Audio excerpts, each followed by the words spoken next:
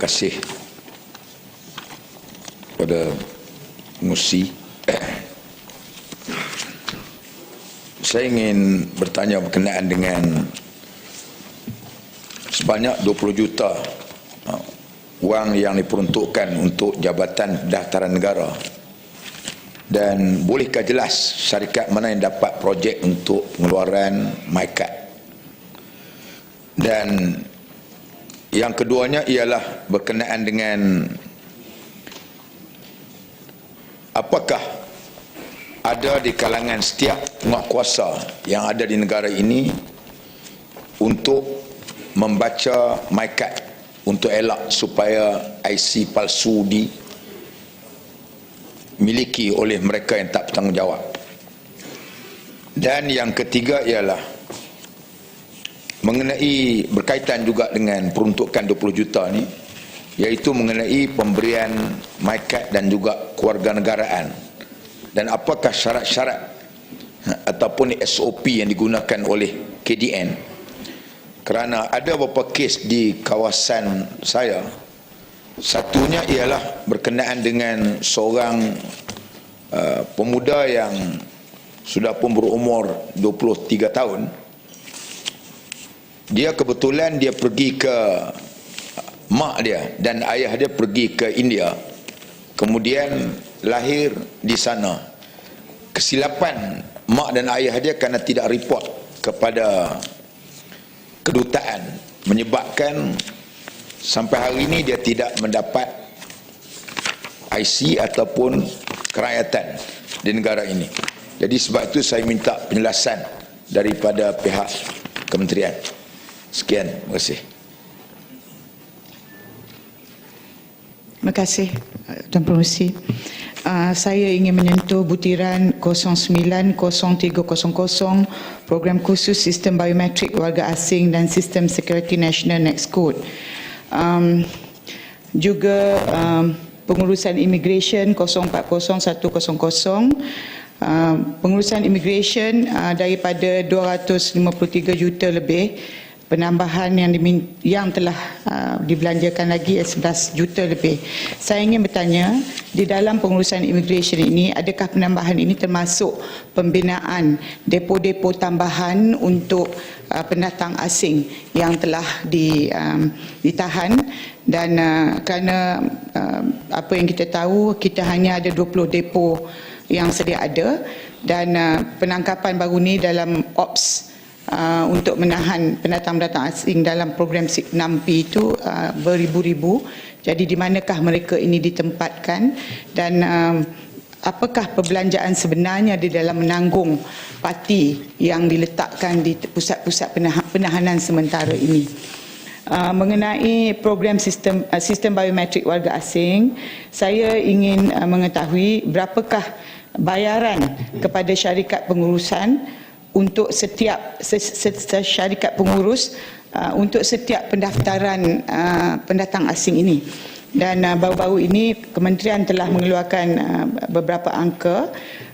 Pekerja asing yang telah didaftarkan melalui sistem biometrik 6P ini ialah 2,320,034 orang.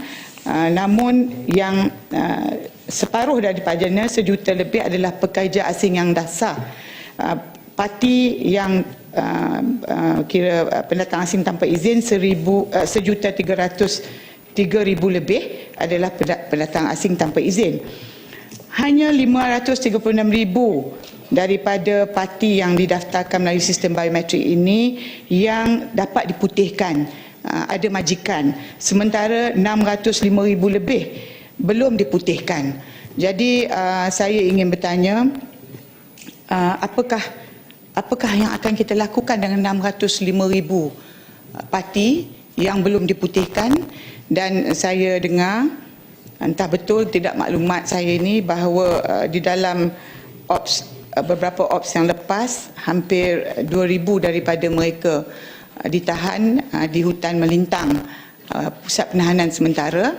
Dan persoalannya ialah mereka ini akan dihantar balik, tetapi perbelanjaan itu perlu ditanggung oleh keluarga mereka di Indonesia. Persoalannya sekiranya untuk mengusir mereka keluar ini, keluarga mereka tidak dapat dikesan, apakah yang akan berlaku kepada parti-parti ini yang duduk di pusat-pusat penahanan sementara ini. Saya juga ingin mendapat pengesahan dakwaan yang mengatakan bahawa kod biometrik ada yang bertindih. Ya, jadi ini menyebabkan kesusahan kepada syarikat-syarikat pengurus. Dan ada beberapa perkara yang dalam perbincangan saya dengan mangsa-mangsa lah daripada orang awam yang mengatakan kenapa 605,000 ini kita nak hantar balik sedangkan Bangla ada 1.4 juta nak datang balik sini. Kenapa tidak mereka ini diserap, diberi pengesahan kehadiran, kemudian diserap di dalam permohonan majikan-majikan yang memerlukan pekerja. Itu satu. Kedua ialah 605,000 lebih ini kebanyakan sudah tinggal di Malaysia buat sekian lama.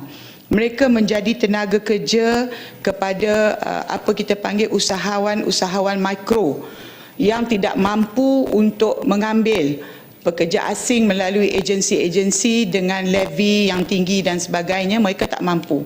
Dan mereka ini 600,000 ini tak mungkin rasanya untuk kita mengusir kesemuanya. Jadi saya ingin bertanya, apakah plan kerajaan untuk jangka masa panjang? Kerana dikatakan untuk seorang parti yang mendaftar dalam sistem biometrik dalam program 6P ini, kita ada satu lagi parti yang tidak mendaftar. Maknanya kita ada mungkin 1 juta lagi parti yang tidak mendaftar. Sekian, terima kasih. Terima kasih Dato' Pengerusi. Saya ingin merujuk maksud B62 butiran 090300 sistem biometrik warga asing. Pada asalnya peruntukan yang diluluskan adalah sebanyak 55 juta. Maka kali ini kita ingin mendapat kelulusan untuk peruntukan tambahan 51.8 juta. Saya ingin bertanyakan apakah tujuan sebenarnya peruntukan yang begitu besar yang hampir sama dengan peruntukan asal perlu diluluskan, dan sama adanya berkaitan dengan tujuan mengeluarkan kad pengenalan khas kepada 1.4 juta pekerja Bangladesh yang akan dibawa ke negara kita mulai awal tahun depan, di mana kad pengenalan khas tersebut akan dilengkapi dengan fungsi RFID, sistem biometrik, kad kredit dan kad debit dan sebagainya, yang kosnya setiap satu kad adalah RM37 jika ikut peruntukan tambahan yang diperlukan. Sehingga kini tiada sebarang penafian yang dikeluarkan oleh Kementerian Dalam Negeri atau Kerajaan Bangladesh terhadap pengumuman Menteri Dalam Negeri pada 22 Ogos 2013 bahawa 1.4 juta pekerja Bangladesh akan dibawa masuk ke dalam negara kita. Walaupun Menteri Sumber Manusia sendiri yang menyatakan 1.4 juta merujuk kepada jumlah rakyat Bangladesh yang berdaftar untuk bekerja di luar negara. Saya ingin mendapatkan penjelasan daripada Menteri Dalam Negeri sendiri terhadap pengumumannya. Sama ada pengumuman tersebut adalah sesuatu yang betul dan peruntukan tambahan yang dibentangkan adalah berkaitan dengan rancangannya untuk membawa masuk 1.4 juta pekerja Bangladesh ke Malaysia, sehingga rezeki pendapatan rakyat jelata Malaysia akan terjejas pada akhirnya. Berkenaan dengan butiran 040100 pengurusan immigration, saya ingin mendapat penjelasan sama ada yang terlibat dengan pembukaan ruang pejabat baru untuk pejabat immigration Georgetown yang sempit dan tidak dapat menampung keperluan warga kota Georgetown. Berdasarkan jawapan yang saya perolehi dalam sidang parlimen yang lepas, Jabatan Immigration ingin membuka ruang pejabat baru di kawasan sekitarnya bagi menambah baik tahap perkhidmatan kaunter-kaunternya. Sila jelaskan sama ada tempat yang baru telah dikenal pasti dan agar bilanya ruang pejabat baru dapat dibuka untuk menangani masalah kesesakan di pejabat Immigration Georgetown. Saya juga ingin bertanyakan bilakah Kerajaan Persekutuan akan menunaikan janjinya untuk memindahkan depo tahanan immigration di Juru selaras dengan janji yang telah ditaburkan pada pilihan raya yang lepas, di mana selepas depo tahanan ini dipindahkan, maka rancangan rumah pampu milik dapat dilaksanakan. Sekian, terima kasih.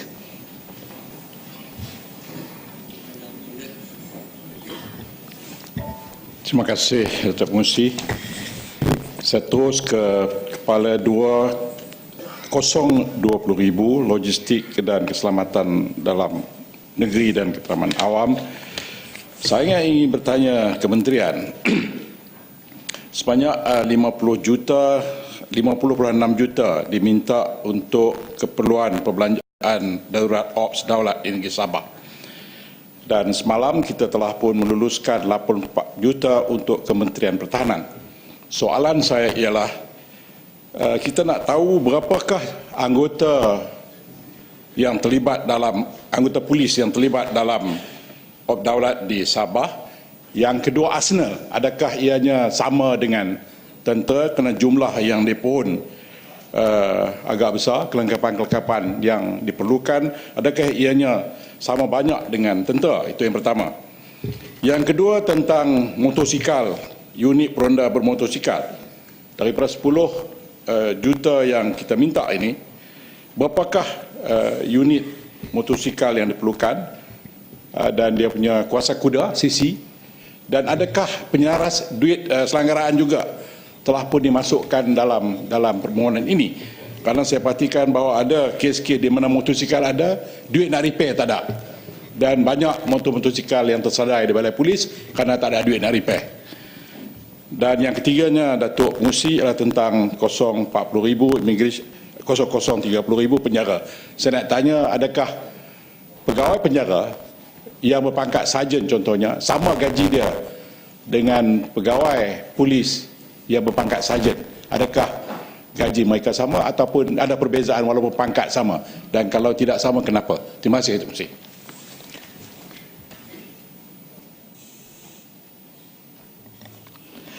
Terima kasih, Datuk Pengerusi. Saya hanya ingin menyentuh satu perkara sahaja di bawah Kementerian Dalam Negeri ini, iaitu Kepala 020600 Keselamatan Dalam Negeri dan Ketenteraman Awam yang memohon ataupun yang telah membelanjakan tambahan 121 juta lebih. Semasa pilihan raya kecil Kuala Besut, ya, suatu jawapan bertulis telah diberikan kepada Seremban yang mengatakan bahawa terdapat 3,000 lebih anggota polis yang dikerahkan bertugas dalam pilihan raya kecil tersebut dengan perbelanjaan melebihi 8 juta ringgit. 3,000 lebih polis di tempat yang ada 17,000 pengundi bermakna ratio polis dengan pengundi cukup tinggi, satu polis untuk 5 orang pengundi. Ianya telah menimbulkan satu suasana tidak natural kepada kempen pilihan raya tersebut. Ya, dengan ramainya kehadiran polis, mereka bergerak dalam rombongan motosikal pun kadang-kadang 50 buah sekali masuk kampung, dan saya melihat ini dengan mata saya sendiri, menimbulkan satu suasana yang tidak asli kepada kempen tersebut, dan tentulah ianya akan memberi kesan terhadap psiki atau pemikiran pengundi-pengundi kita di Malaysia. Apa kata kalau kita kembali kepada suasana pilihan raya umum di mana jumlah polis yang diagihkan ke semua kawasan menasabah dengan suasana pilihan raya dan tidak terlalu ramai sehingga menyebabkan kempen itu sudah terkesan, ya. Dan kini kita akan berhadapan dengan pilihan raya kecil DUN Sungai Limau di Kedah dalam tempoh 2013 ini. Apakah jumlah yang sama juga akan diturunkan dan kita akan memerlukan pertambahan 8 juta ringgit lagi? Jadi saya berharap Datuk Pengerusi, Kementerian Dalam Negeri menggunakan budi bicaranya untuk mewujudkan suatu suasana kempen yang selesa, ya, dan tidak perlu menurunkan sebegitu ramai polis sehingga menjejaskan perkhidmatan di setengah tempat di mana polis ini telah digerakkan. Saya harap Kementerian mengambil perhatian atas pandangan tersebut. Terima kasih. Datuk Pengerusi. Saya ingin merujuk kepada butiran 040-100 pengurusan imigresen. Saya mendapat komplain aduan daripada pelancong daripada warga China yang mengatakan semasa mereka masuk ke Malaysia ni, imigresen ni, ada sekatan-sekatan yang khusus untuk warga Cina, di mana terutama untuk individu, di mana mereka perlu ada cash lebih kurang-kurang RM4,000 dan juga perlu ada tunjukkan tiket kapal terbang pulang. Kalau tidak, mereka akan disoal siasat 2-3 jam. Saya rasa ini tak adil untuk warga Cina yang mereka nak datang untuk melancong. Adakah sekatan-sekatan ini ditentukan ataupun telah dimaktubkan oleh KDN, Immigration, untuk menyekap mereka masuk ke Malaysia? Adakah ini merupakan SOP yang disediakan oleh KDN? Dan saya ingin merujuk kepada butiran 020600 keselamatan dalam negeri dan juga ketenteram awam. Saya ingin merujuk kepada kes ragut di kawasan saya, kes mendiang Goh Lee Kun, umur 27 tahun, yang meninggal pada 12 hari bulan September, meninggal pada 17 September.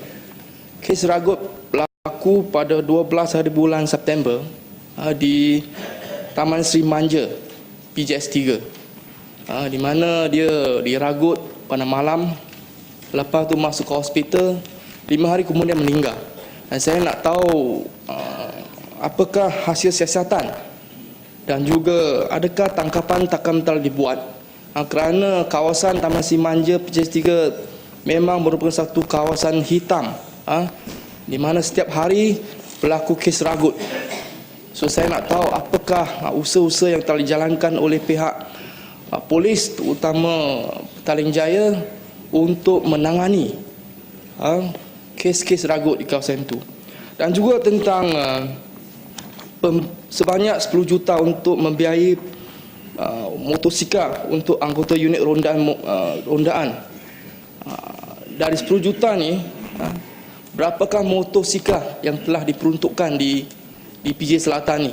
Saya nampak ada banyak motosikal rondaan dari polis. Mereka buat kumpulan 12 biji jalan bersama. Saya rasa ini bukan satu cara yang terbaik. Kita minta 2 atau 3, 4 motosikal berjalan bersama, bukan 10 motosikal atau 15 motosikal berjalan bersama. Ini tak boleh, tak berapa kesan untuk menangkap kes ragut, peragut-peragut di sekitar PJ Selatan.